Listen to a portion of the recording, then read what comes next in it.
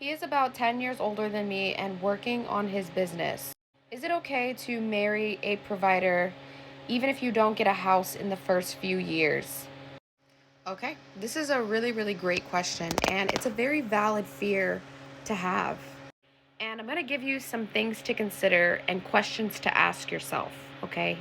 So, number one, only you can make that decision. Only you can answer those questions for yourself in sorting out your priorities and what matters to you the most right now. And I say that because you have to put yourself in either category. You are either a woman who wants money and wants to find a provider to provide you with money, or B, you are a woman who wants to build a family, find a life partner who is a good provider, but also gives you children.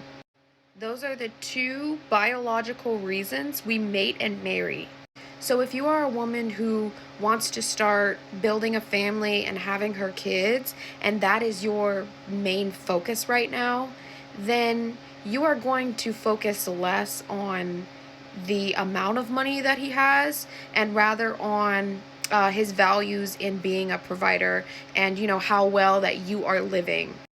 My parents were also about 10 years apart, and they started having kids as soon as they got married and figured it out along the way. They kind of moved around a few times. It was very well established, though, that dad was working and mom was going to be stay at home.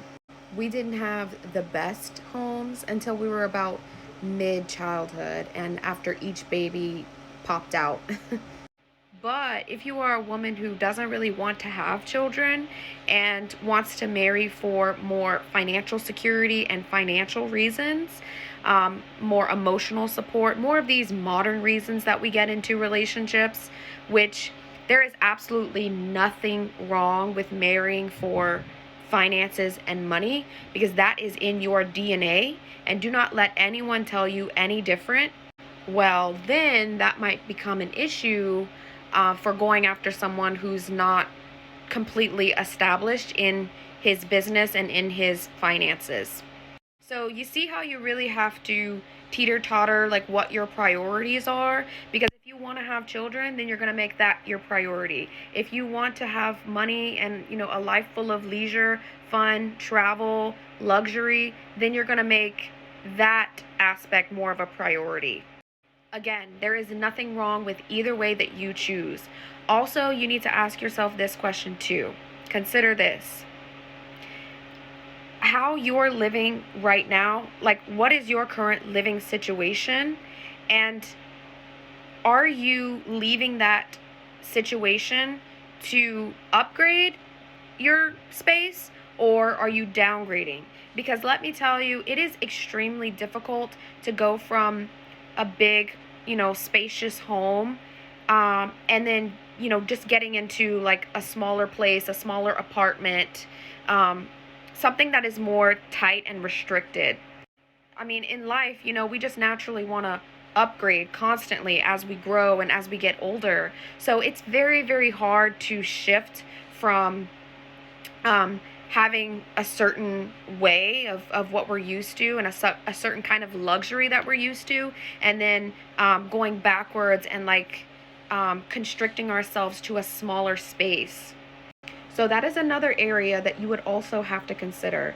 And I will say that especially Western men, it is very normal for them not to have real stability and establishment in their finances and in their business until they are about in their 40s and 50s. That's when you really see Western men, kind of gain that kind of status in order to say that they have wealth and they have a bunch of assets.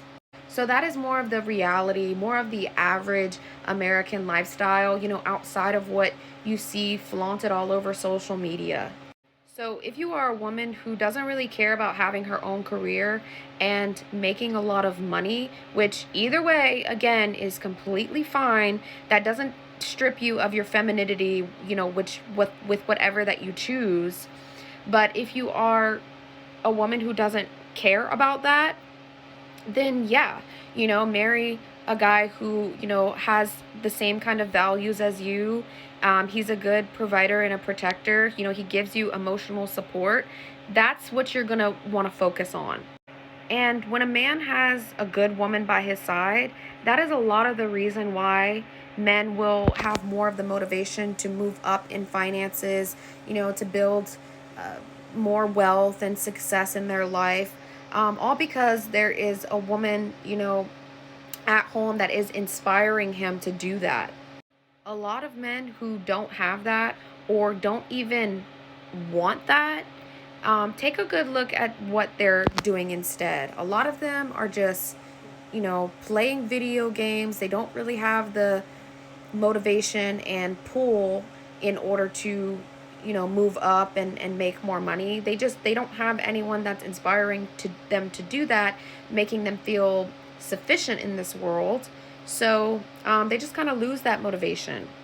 So yes, it's a woman's love that can turn a man into a greater man. So to wrap it up, only you can really sort out where you see your life going, and if a relationship is, and having kids is a top priority for you right now, or if you're willing to be more patient and wait and like build your career and or whatever, that is your decision. And either way, that does not determine your femininity. Because once you figure that out, you'll be able to approach him and communicate that in the most authentic and healthiest way, okay? But overall, your belief system should be, if you decide to push through this journey of building a business with him, is that you support him along the way. You believe in his vision. You inspire him further to reach his goals. You're not someone that's trying to keep him back and control him and take him down. That's really the only way that you'll be able to see anything actually come into fruition.